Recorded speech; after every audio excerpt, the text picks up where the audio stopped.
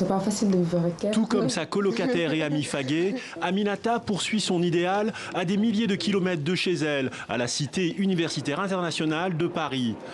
Mention très bien au bac à Dakar, bourse d'excellence du Sénégal, elle peut subvenir aux 650 € de loyer et finir sa licence de sciences sociales et politiques. Sportive impliquée dans la vie de sa résidence, Aminata se destine au métier de l'humanitaire. Un rêve peut être compromis par l'augmentation des droits d'inscription pour les étudiants non européens, multipliés par 10 voire 15 dès l'année prochaine. Les élèves qui changent de cycle sont concernés et vu que moi je compte faire un master, je vais être directement concernée et ça risque déjà d'être compliqué parce que je comptais aller au Sénégal, donc je faisais de petites économies pour me payer le billet et tout ça.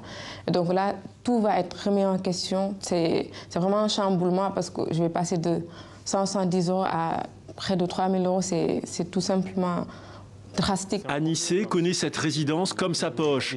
Il a vécu 4 ans ici, au cœur de ce creuset parisien d'étudiants étrangers, issus de 140 nationalités. Depuis la fin de sa bourse, ce doctorant ivoirien travaille. En même temps, il termine sa thèse de communication politique à la Sorbonne. Il échappe donc à la hausse des frais d'inscription, mais il dénonce vigoureusement une mesure discriminatoire.